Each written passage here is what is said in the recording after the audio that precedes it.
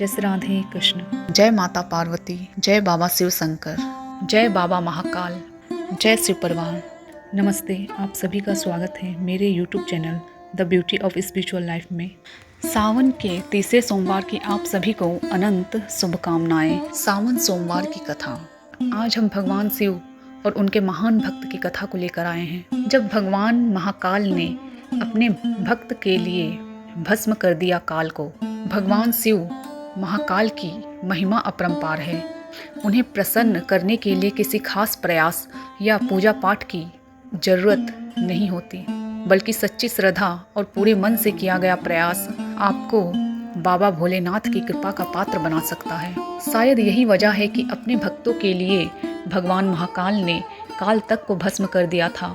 ऐसी ही एक कथा मिलती है हमारे धार्मिक ग्रंथों में। मान्यता है कि भक्तों का चरित्र पढ़ने और सुनने से बाबा भोलेनाथ की कृपा और पुण्य की प्राप्ति होती है। भगवान महाकाल और उनके भक्त की यह कथा भगवान शिव महाकाल के पुत्र स्वयं भगवान कार्तिकेय ने संतों को सुनाई थी। इस कथा के अनुसार राजा श्वेतकेतु, जो कि भगवान शिव के परम भक्त थे, उन्होंने काल को भी जीत लिया था। राजा श्वेतकेतु सदाचारी, सत्यवादी, धर्म के मार्ग पर चलने वाले सूरवीर और प्रजापालक थे। वे अत्यंत ही निष्ठा और प्रेम भाव से प्रजा का पालन और अगाध आस्था और श्रद्धा भाव से भगवान शिव की भक्ति करते थे। उनके इस भक्ति भाव से भगवान महाकाल अत्यंत प्रसन्न थे। उनकी कृपा से श्वेतकेतु के राज्य के लोग दुख, दरिद्रता, अकाल मृत्यु और महामारी से अछूते थे। एक दिन जब राजा श्वेतकेतु का जीवन काल समाप्त होने को था और वह भगवान भोलेनाथ की आराधना में लीन थे, तब चित्रगुप्त ने यमराज से कहा कि राजा श्वेतकेतु की आयु अब पूरी हो चुकी है, अब उनके प्राण हरने का समय है। तब यमराज ने अपने दूतों को आज्ञा दी कि वे जाए और राजा श्वेतकेतु के प्राण हर लाए।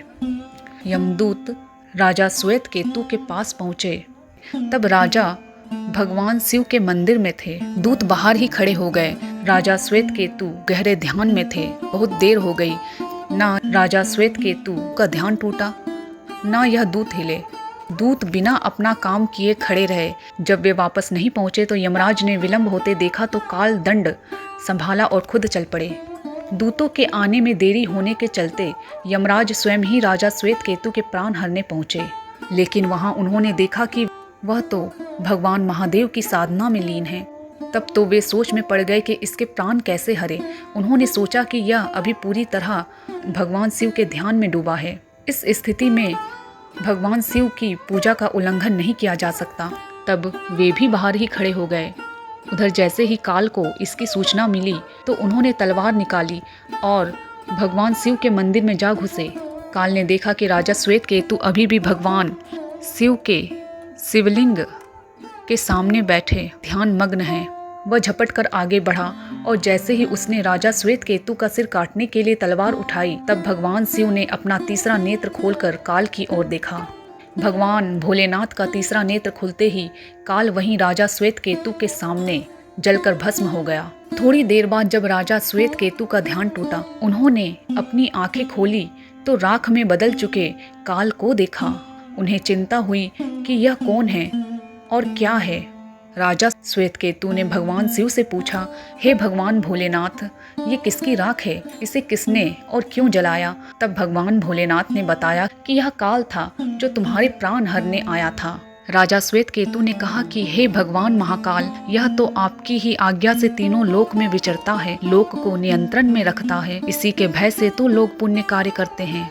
आप इन्हें अति शीघ्र जीवन दान दे दे। भगवान शिवजी की कृपा से काल जी उठा और उसने उठते ही राजा श्वेतकेतु को अपने गले से लगाकर बोला, राजा, तुम जैसा तो तीनों लोकों में कोई नहीं। तुमने तो अजय काल को भी जीत लिया। जीवन दान पाकर काल और यमराज ने कहा कि ऐसे जातक जो भगवान शिवजी के परम भक्त हैं, सच्चे मन और पूरी श्रद्धा से भगवान महाकाल की पूजा में लीन रहते हैं, सिर पर जटा और गले में रुद्राक्ष पहनते हैं, विभूति का त्रिपुंड ललाट पर लगाते और पंचाक्षर मंत्र का जप करते हैं उन्हें कभी भी अकाल मृत्यु का ग्रास नहीं बनना पड़ेगा। कथा के अनुसार इस आशीर्वाद के बाद राजा श्वेतकेतु ने लंबे समय तक राज किया और फिर भगवान महाकाल की कृपा पाकर उनमें ही विलीन हो गए। तो ये थी सावन के तीसरे सोमवार की कथा। मिलते हैं अगले वीडियो में। आप सभी का धन्यवाद। जय माता पार्वती, जय बाबा शिव शंकर, जय बाबा महाकाल, जय शिव परवान। जय श्री राधे कृष्ण।